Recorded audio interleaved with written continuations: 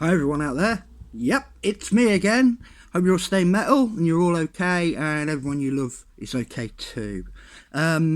This one is my first what I call proper suggested video, as in a fan and subscriber suggested an idea and I thought I'd try it. So thanks Cardboardette, sorry if that's how I pronounce your name, for giving me the idea. I've just modified it a bit.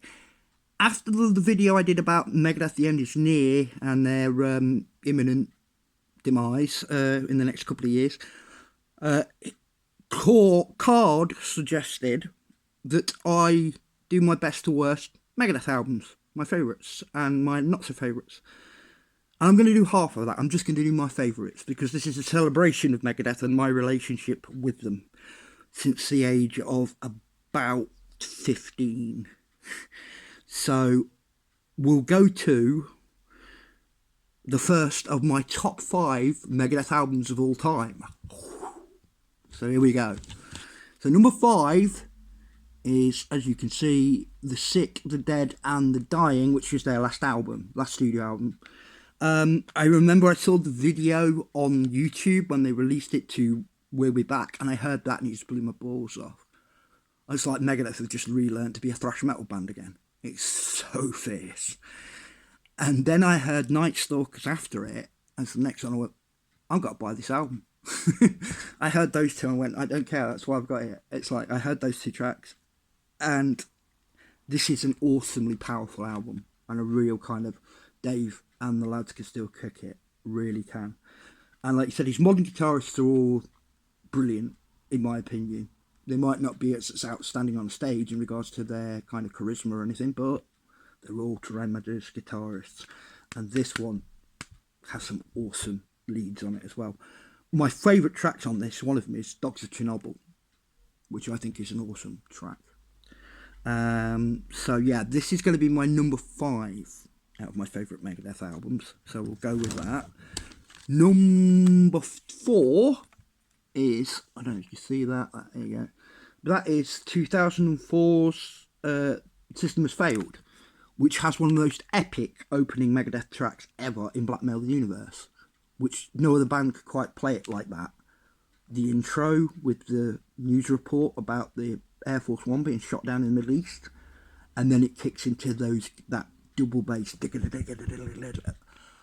and it's Dave's snare, and it's like he's doing the same thing, commenting on the state of the world, and this is how it's all going to go wrong and everything else. There's no difference between hearing that and Set the World Afire from So Far So Good So What. But this has more than just Black Metal Universe. This has got Die Dead Enough, much more melodic but still heavy. Kick the Chair, that's a rager, I like that one. Tears in a Vial. And my favourite track off this, which is Back in the Day, which is his celebration of being one of the innovators of thrash metal and being in Metallica and being a young thrash metal guitar god.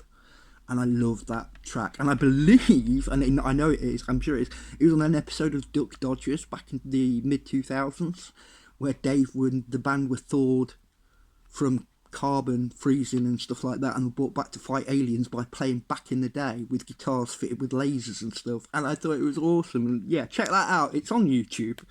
Megadeth on Duck Dodgers playing Back in the, and it's a tremendous track though, it's brilliant. The lyrics are all like the kind of lyrics I'd write about my history with metal or what particular part of metal, and it's really proud as well. It's a fantastic track. So Back in the Day, my favourite track probably on the album, and that is a good album and very underrated album in my opinion of Megadeth. So yes, there we go. System Has Failed, and the title track's a blinder as well. The next one is coming in 2 halves. This is, of course, you can see that, that's Countdown to Extinction. Need I say any more? Not really, apart from, shall we say, Symphony of Destruction. The biggest track Megadeth ever did. Probably even normal people might have heard Symphony of Destruction. This was the more streamlined, radio-friendly Megadeth. Their response almost to the Black Album. But it still packs a hell of a punch. And it also has one of the best Megadeth sing-alongs on it, which is obviously, as fans of you out there know and I know, is, of course, Sweating Bullets.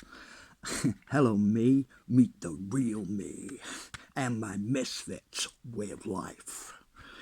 The only duff thing on this album, I think, is Dawn Patrol, the environmental apocalypse warning track, which just sounds like a bass thing going along, and Dave just commented over it. I think it's a filler. The rest of this album is tremendous and has some amazing classic Megadeth songs on here. So, for those of you that know, this one. Number 2. Yeah. It had to be this or one other. I remember my friend had a copy on tape that he copied of somebody. I was on one side of the tape was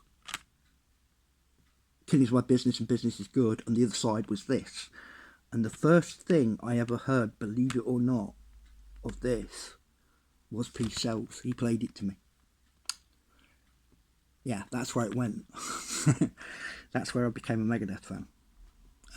At probably the age of 14 or so. But I heard that and you knew it was going to be big. You knew that there was a band that was smart, new, on the block, 1987 sort of time, 98. I think it was 87, yeah. It would have been 87. So, yeah. And then you heard Good Morning Black Friday. And I went, oh,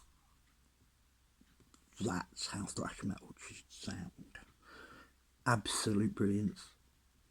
The intro, the dynamics, the track and the kicking and the fierceness and ferocity of it.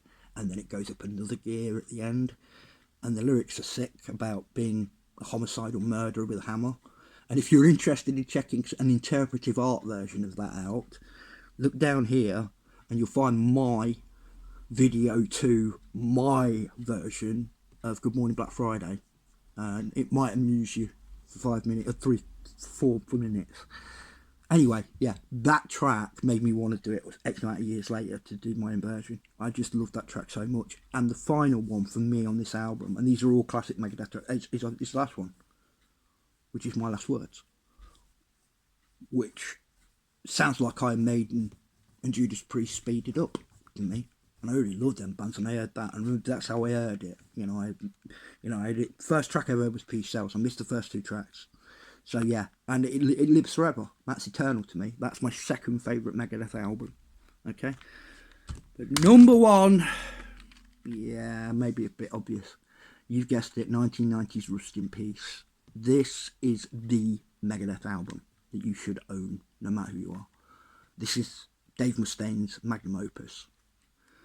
I heard Hangar 18 as the first single off it on MTV Headbangers Ball back in 1990 when it came out, and I just went, whoa, Dave's back, but he's classier and got more kind of tuneful, more kind of, it's still thrash, and the guitars were awesome, but you heard this thing that sounded like the actual riff, that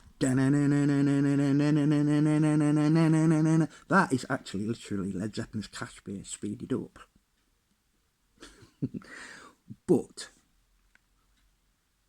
as an introduction to where Dave was coming from now, it was an amazing track. To see the video with all the kind of alien stuff on it as well was typical Megadeth. This is a subject that few bands breach, and that was just the opening single.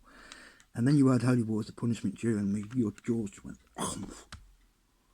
This new guitarist he's got, lead guitarist Friedman, he's pretty good, isn't he? And he was, and he'd always been my favourite Megadeth guitarist. Sorry, I grew up with him like that era. So yeah, Friedman, hearing him shred on Holy Wars with Dave was just phenomenal. And you go through it, you got Take No Prisoners, tremendous little bit of thrash metal. Poison Was the Cure, which I've always liked. Five Magics, yeah. But the whole thing about this, it's got Tornado Souls and it's got Rust in Peace Polaris on it. So yes, this is why, in my opinion, this is the best Megadeth album ever, and probably always will be now. But I just want to say thank you to all the members of Megadeth, but the main man, Dave, thanks for everything you've done, because these, to me, are legendary, and to millions of other people around the world, these albums are legendary.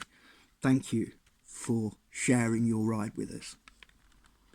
Take care of yourselves and stay metal. Have a good one. Speak to you soon, I hope.